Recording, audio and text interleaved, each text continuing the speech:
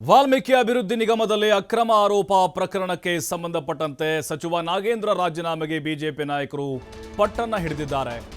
ಒಂದು ಅಸ್ತ್ರವಾಗಿ ಸಿಕ್ಕಿದೆ ಬಿಜೆಪಿ ನಾಯಕರಿಗೀಗ. ಹಳೆ ಸೇಡನ್ನು ತೀರಿಸಿಕೊಳ್ಬೇಕಲ್ವಾ? ಈಶ್ವರಪ್ಪನವ್ರು ರಾಜೀನಾಮೆ ಕಾಂಗ್ರೆಸ್ನವ್ರು ಬಿಟ್ಟಿರಲಿಲ್ಲ ಕೊಡೋವರೆಗೂ. ಹಾಗಾಗಿ ಈಗ ಅವ್ರಿಗೂ ಟೈಮ್ ಬಂದಿದೆ. ನಾಗೇಂದ್ರ ಅವ್ರ ಮೇಲೆ ಬಹುದೊಡ್ಡ ಆರೋಪ ಕೇಳಿ ಬಂದಿದೆ. ಹೇಳಿಕೆಗಳನ್ನು ಕೊಡುವಂಥದ್ದು ಮಾಡ್ತಾರ. ಇವತ್ತು ಸಿದ್ದರಾಮಯ್ಯನವರಿಗೆ ಸ್ಪಷ್ಟ ಆಗಿದೆ, ನಾಗೇಂದ್ರ ಅವ್ರನ್ನ ವಜಾ ಮಾಡಲಿಲ್ಲ ಅಂದ್ರೆ ನನ್ನ ಬುಡಕ್ಕೆ ಬರ್ತೈತೆ ಅನ್ನುವಂಥದ್ದು ಬಹಳ ಸ್ಪಷ್ಟತೆ ಇವತ್ತಾಗಿದೆ. ಹೀಗಾಗಿ ಇವತ್ತು ನಮ್ದು ಆಗ್ರಹ ಇದೆ, ಸನ್ಮಾನ್ಯ ಮುಖ್ಯಮಂತ್ರಿಗಳು ಕೂಡ ರಾಜೀನಾಮೆಯನ್ನು ಕೊಡಬೇಕನ್ನುವಂಥ ಆಗ್ರಹವನ್ನು ಮಾಡ್ತಾರೆ. ನೋಡಿ, ಸಾಕ್ಷಿಗಳನ್ನ ನಾಶ ಮಾಡುವಂತ ಪ್ರಯತ್ನವನ್ನು ಇವತ್ತು ಅವ್ರು ಮಾಡ್ತಾರ. ಆದ್ರೆ ಇವು ಯಾವ ಸಾಕ್ಷಿಗಳೇ ನಾಶ ಆಗುವಂಥದ್ದಲ್ಲ.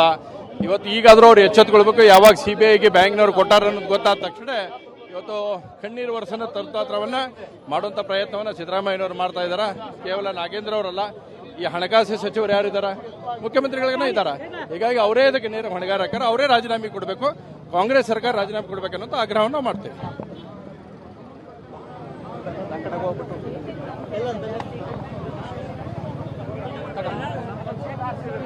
ಸರ್, ಇವತ್ತು ಪ್ರತಿಭಟನೆಯನ್ನ ಮಾಡ್ತಾ ಇದ್ದೀರಿ, ರಾಜಭವನಕ್ಕೆ ರಾಜ್ಯಪಾಲರಿಗೆ ಮನವಿಯನ್ನ ಸಲ್ಲಿಸೋದಕ್ಕೆ ಹೋಗ್ತಾ ಇದ್ದೀರಿ. ಸೊ ನಾಗೇಂದ್ರ ಅವರು ರಾಜೀನಾಮೆಯನ್ನ ಪಡೆಯೋದಕ್ಕೆ ಸರ್ಕಾರ ಯಾಕೆ ಇನ್ನೂ ವಿಳಂಬ ಮಾಡ್ತಾ ಇದೆ?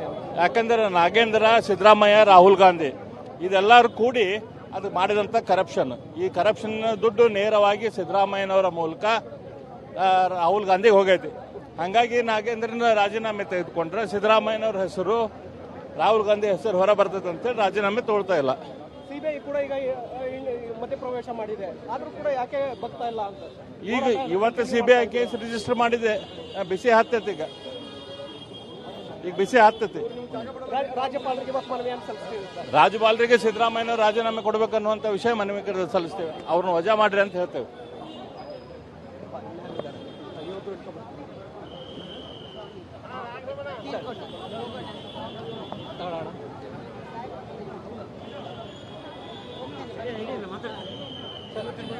ಮಳವಳ್ಳಿ ಇವತ್ತು ರಾಜ್ಯಪಾಲರಿಗೆ ಮನವಿಯನ್ನು ಸಲ್ಲಿಸೋದಕ್ಕೆ ಹೋಗ್ತಾ ಇದ್ದೀರಿ. ನಾಗೇಂದ್ರ ಅವ್ರ ಮೇಲೆ ಗುರುತರವಾದಂತ ಆರೋಪ ಬಂದು ಸರ್ಕಾರ ಯಾಕೆ ಹಿಂದೇಟ್ ಆಗ್ತಾ ಇದೆ ಸರ್? ಇದಕ್ಕೆ ನಮ್ಮ ಸಲ ಸರ್ಕಾರಕ್ಕೆ ಏನಂದ್ರು ತಕ್ಷಣ ನಾಗೇಂದ್ರ ಅವ್ರನ್ನ ತೆಗಿಬೇಕು. ಇಲ್ಲದೇ ಇದ್ರೆ ಅವ್ರ ಸರ್ಕಾರ ಮೇಲೆ ಆರೋಪ ಬರ್ತದೆ. ಅದು ಮುಖ್ಯಮಂತ್ರಿಯವ್ರದ್ದು ಕೈವಾಡ ಇದೇನು ಗೊತ್ತಾಗುತ್ತೆ. ಈ ಕಾರಣಕ್ಕೆ ಮುಖ್ಯಮಂತ್ರಿಗೆ ಮನವಿ ಮಾಡ್ತೀನಿ, ತಕ್ಷಣ ಅವ್ರನ್ನ ಕೈ ಬಿಡಬೇಕು, ಸಿಬಿಐಗೆ ತನಿಖೆ ಮಾಡಬೇಕು. ಅವ್ರು ಮಾಡದೇ ಇದ್ರೆ ಇದು ಸಿದ್ದರಾಮಯ್ಯ ಅವ್ರ ಮೇಲೆ ಆರೋಪ ಇರಬೇಕು ಅನಿಸ್ತದೆ ಜನಗಳಿಗೆ. ಹೌದು, ಅವರು ಮುಖ್ಯಮಂತ್ರಿ ಸ್ವಲ್ಪನೂ ಅವ್ರಿಗೂ ಇದ್ರೆ ಭ್ರಷ್ಟಾಚಾರ ವಿರುದ್ಧ ಕಳ್ಕಳಿ ಇದ್ರೆ ತಕ್ಷಣ ಅವರು ಸಿಬಿಐಗೆ ತನಿಖೆ ಕೊಡಬೇಕು ಮತ್ತು ನಾಗೇಂದ್ರ ಅವ್ರದ್ದು ರಾಜೀನಾಮೆ ಅವ್ರನ್ನ ಕ್ಯಾಬಿನೆಟ್ನಿಂದ ವಜಾ ಮಾಡಬೇಕು. ಅದು ಆ ಥರ ಕಾಣಿಸ್ತದೆ, ಆಗಬಾರ್ದು. ಸರ್, ಇವತ್ತು ರಾಜ್ಯಪಾಲರಿಗೆ ಮನವಿಯನ್ನ ಕೊಡೋದಕ್ಕೆ ಹೋಗ್ತಾ ಇದ್ದೀರಿ, ಸಿಬಿಐ ಕೂಡ ಎಫ್ಐಆರ್ ಅನ್ನು ದಾಖಲು ಮಾಡ್ಕೊಂಡಿದೆ. ಆದ್ರೆ ಯಾಕೆ ಸರ್ಕಾರ ಹಿಂದೇಟ್ ಆಗ್ತಾ ಇದೆ ಸರ್, ವಿಳಂಬ ಮಾಡ್ತಾ ಇದೆ? ನಾಗೇಂದ್ರ ಅವರು ಇದಕ್ಕೆ ನೇರ ಹೊಣೆ. ಇಲಾಖಾ ಸಚಿವರಾಗಿ ತಕ್ಷಣ ರಾಜ್ಯಪಾಲರನ್ನ ಭೇಟಿ ಮಾಡಿ ಅವರನ್ನ ವಜಾ ಮಾಡಬೇಕು ಅಂತಕ್ಕಂಥ ಒತ್ತಾಯವನ್ನು ಮಾಡ್ತಾರೆ. ಇಷ್ಟು ದೊಡ್ಡ ಪ್ರಮಾಣದ ಹಣ ವರ್ಗಾವಣೆ ಆಗಿದೆ, ಆದರೂ ಸರ್ಕಾರ ಎಲ್ಲೋ ಒಂದು ಕಡೆ ಅವರನ್ನ ರಕ್ಷಣೆ ಮಾಡೋ ಪ್ರಯತ್ನ ಮಾಡ್ತಾ ಇದೆಯಾ? 100ಕ್ಕೆ 100 ಭಾಗ ರಕ್ಷಣೆ ಕೊಡ್ತಾ ಇದೆ ಸರ್ಕಾರ. ಅದಕ್ಕೋಸ್ಕರ ಗೌರವಾನ್ವಿತ ರಾಜ್ಯಪಾಲರನ್ನ ಭೇಟಿ ಮಾಡಿ ನಾಗೇಂದ್ರ ಅವ್ರನ್ನ ತಕ್ಷಣ ವಜಾ ಮಾಡಬೇಕು ಅಂತಕ್ಕಂಥ ಒತ್ತಾಯವನ್ನು ಮಾಡ್ತೇವೆ. ನಿರಂತರವಾಗಿ ಪ್ರತಿಭಟನೆಗಳನ್ನು ಮಾಡ್ತಾ ಇದ್ದೀರಿ, ಸರ್ಕಾರದ ಮೇಲೆ ಒತ್ತಡವನ್ನು ತರ್ತಾ ಇದ್ದೀರಿ, ಆದ್ರೂ ಸರ್ಕಾರ ಎಲ್ಲೋ ಒಂದು ಕಡೆ ಜಡ್ಗಟ್ಟಿದೆಯಾ? ಇವತ್ತು ರಾಜೀನಾಮೆ ಕೊಡದ ಹೋದರೆ ಭಾರತೀಯ ಜನತಾ ಪಕ್ಷ, ನಮ್ಮ ಅಧ್ಯಕ್ಷರು ಮತ್ತು ವಿರೋಧ ಪಕ್ಷದ ನಾಯಕರ ನಾಯಕತ್ವದಲ್ಲಿ ಇಡೀ ರಾಜ್ಯಾದ್ಯಂತ ಪ್ರತಿಭಟನೆಯನ್ನು ಹಮ್ಮಿಕೊಂಡ್ರು.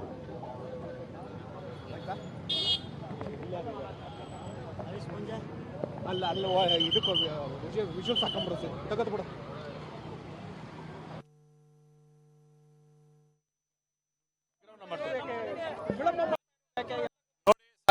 ನಾಶ ಮಾಡುವಂತ ಪ್ರಯತ್ನವನ್ನು ಇವತ್ತು ಅವ್ರು ಮಾಡ್ತಾರ. ಆದ್ರೆ ಇವು ಯಾವ ಸಾಕ್ಷಿಗಳೇ ನಾಶ ಆಗುವಂತದ್ದಲ್ಲ. ಕೂಡ ರಾಜೀನಾಮೆಯನ್ನು ಕೊಡಬೇಕನ್ನುವಂತ ಆಗ್ರಹವನ್ನು ಮಾಡ್ತಾರೆ. ನೋಡಿ, ಸಾಕ್ಷಿಗಳನ್ನ ನಾಶ ಮಾಡುವಂತ ಪ್ರಯತ್ನವನ್ನು ಇವತ್ತು ಅವ್ರು ಮಾಡ್ತಾರ. ಆದ್ರೆ ಇವು ಯಾವ ಸಾಕ್ಷಿಗಳ ತಕ್ಷಣ ನಾಗೇಂದ್ರ ಅವ್ರನ್ನ ತೆಗಿಬೇಕು.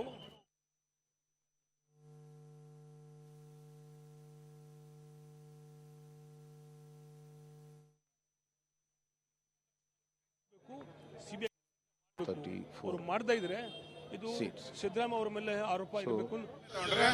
ಅವನು ಬೆದರಿಕೆ ಹಾಕಿದ್ದಾರೆ ನಾಗೇಂದ್ರ. ನನ್ನ ರಾಜೀನಾಮೆ ತಗೊಂಡ್ರೆ ನಾನೆಲ್ಲ ಹೇಳ್ಬಿಡ್ತೀನಿ ಸಿಬಿಗೆ ಹೇಳ್ತಾನೆ ಅಂತ ಭಯದಿಂದ ಅವ್ರ ರಾಜೀನಾಮೆಯನ್ನ ತಡೆ ಹಿಡಿತಾರೆ. ನಾವು ಬಿಡೋದೇ ಇಲ್ಲ, ಯಾವುದೇ ಕಾರಣಕ್ಕೂ ಬಿಡಲ್ಲ.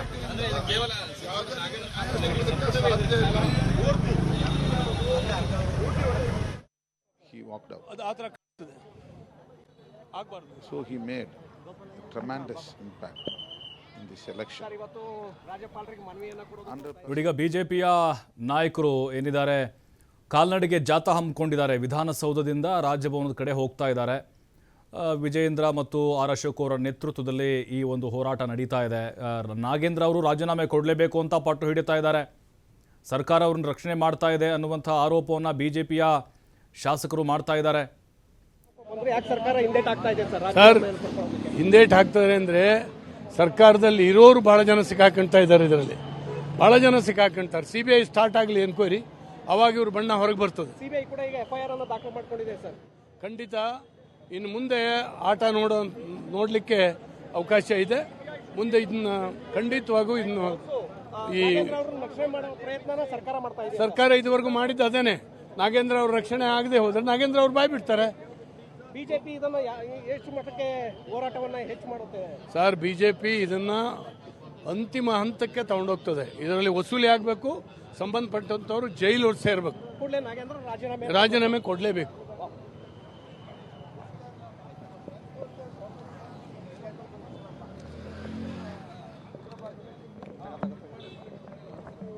ಇವರೀಗ ಬಿಜೆಪಿ ಇದನ್ನು ದೊಡ್ಡ ಮಟ್ಟದಲ್ಲಿ ಬಳಸಿಕೊಳ್ತಾ ಇದೆ. ನಾಗೇಂದ್ರ ಅವರ ಮೇಲೆ ಬಂದಿರುವಂತಹ ಈ ಗಂಭೀರ ಅವ್ಯವಹಾರ ಪ್ರಕರಣ, ಪರಿಶಿಷ್ಟ ಪಂಗಡ ಇಲಾಖೆಯಲ್ಲಿ ನಡೆದಂಥ ಒಂದು ಹಗರಣ ಏನಿದೆ, ದೊಡ್ಡ ಮಟ್ಟದಲ್ಲಿ ಈಗ ಹೋರಾಟಕ್ಕೆ ಬಿಜೆಪಿ ನಾಯಕರು ಮುಂದಾಗ್ತಾ ಇದ್ದಾರೆ. ಈಗಾಗಲೇ ಎಲ್ಲ ಕಡೆಗಳಲ್ಲೂ ಕೂಡ ಬೀದಿಗಳಿಗೂ ಪ್ರೊಟೆಸ್ಟ್ ಮಾಡಿದ್ದಾಯಿತು. ಈಗ ರಾಜಭವನ ಚಲೋ ಹೋಗ್ತಾ ಇದ್ದಾರೆ. ಇನ್ನೇನು ಕೆಲವೇ ಕ್ಷಣಗಳಲ್ಲಿ ರಾಜ್ಯಪಾಲ ತಾವರ್ ಚಂದ್ ಗೆಹ್ಲೋಟ್ರನ್ನ ಭೇಟಿ ಮಾಡಿ ಅಲ್ಲಿ ದೂರನ್ನು ಕೂಡ ನೀಡಲಿದ್ದಾರೆ ಬಿಜೆಪಿಯ ನಾಯಕರು. ದೊಡ್ಡ ಮಟ್ಟದಲ್ಲಿ ಹೋರಾಟ ನಡೀತಾ ಇದೆ. ಅದರಲ್ಲೂ ನಾಗೇಂದ್ರ ಅವರನ್ನ ಸಿದ್ದರಾಮಯ್ಯನವರು ರಕ್ಷಣೆ ಮಾಡ್ತಾ ಇದ್ದಾರೆ, ಬಚಾವ್ ಮಾಡ್ತಾ ಇದ್ದಾರೆ. CBI ಇಲ್ಲಿ ಎಂಟ್ರಿ ಕೊಟ್ಟಿದೆ, ಆಲ್ರೆಡಿ FIR ಆಗಿದೆ. ತನಿಖೆ ಆರಂಭ ಆದರೆ ಎಲ್ಲರ ತಲೆದಂಡ ಆಗುತ್ತೆ ಅನ್ನುವಂಥ ಭಯ ಕಾಂಗ್ರೆಸ್ನ ನಾಯಕರಿಗೆ ಕಾಡ್ತಾ ಇದೆ ಅನ್ನುವಂಥ ಆರೋಪ ಈಗ ಬಿಜೆಪಿ ನಾಯಕರದ್ದಾಗಿದೆ. ನೋಡಿ, ಈಗ ಈ ಹಿಂದೆ ಕೂಡ ಬಿಜೆಪಿ ಸರ್ಕಾರದಲ್ಲಿ ಆದಂಥ ಅವ್ಯವಹಾರಗಳು, ಹಗರಣಗಳನ್ನು ಕಾಂಗ್ರೆಸ್ ದೊಡ್ಡ ಮಟ್ಟಕ್ಕೆ ಬಳಸ್ಕೊಂಡಿತ್ತು. ಅದು ವಿಧಾನಸಭೆ ಚುನಾವಣೆಯಲ್ಲೂ ಕೂಡ ಪ್ಲಸ್ ಆಯಿತು ಕಾಂಗ್ರೆಸ್ನವ್ರಿಗೆ. ಹಾಗಾಗಿ ನಾವು ಸುಮ್ಮನೆ ಕೂತ್ಕೋಬೇಕು, ಅದು ಆರೋಪನೋ ನಿಜಾನೋ ಸುಳ್ಳೋ ಅದು ಬೇಕಾಗಿಲ್ಲ. ಬಟ್ ಇದನ್ನು ದೊಡ್ಡ ಮಟ್ಟಕ್ಕೆ ತೆಗೆದುಕೊಂಡು ಹೋಗಿ ಸರ್ಕಾರಕ್ಕೆ ಮುಜುಗರವನ್ನು ತಂದಿಟ್ಟು ನಾಗೇಂದ್ರ ಅವರ ರಾಜೀನಾಮೆಯನ್ನು ಪಡೆದುಕೊಳ್ಳೇಬೇಕು ಅಂಥೇಳಿ ಈಗ BJP ನಾಯಕರು ಬೀದಿಗಿಳಿದಿದ್ದಾರೆ. ರಾಜಭವನ ಚಲೋ ನಡೆಸ್ತಾ ಇದ್ದಾರೆ. ಬಹುತೇಕವಾಗಿ ಎಲ್ಲ ಶಾಸಕರು ಕೂಡ ಇದರಲ್ಲಿ ಭಾಗಿಯಾಗಿದ್ದಾರೆ. ವಿಪಕ್ಷ ನಾಯಕ ಆರ್ ಅಶೋಕ್, ವಿಜಯೇಂದ್ರ ಕೂಡ ಇದರಲ್ಲಿ ಹಾಜರಾಗಿದ್ದಾರೆ. ಅಂದರೆ ಈಗ ಸರ್ಕಾರದ ವಿರುದ್ಧ ಹೋರಾಟವನ್ನು ಮಾಡಲಿಕ್ಕೆ ಎಷ್ಟು ಸಾಧ್ಯ ಆಗುತ್ತೋ, ಏನೆಲ್ಲ ಅಸ್ತ್ರಗಳು ಸಿಗ್ತಾವೋ ಅದನ್ನೆಲ್ಲ ಸಶಕ್ತವಾಗಿ ಬಳಕೆ ಮಾಡಿಕೊಳ್ಳಲಿಕ್ಕೆ BJP ನಾಯಕರು ಕೂಡ ಮುಂದಾಗಿದ್ದಾರೆ. ಅಂದರೆ ಇದು ಗಮನವನ್ನು ಸೆಳೆಯುವಂಥದ್ದು.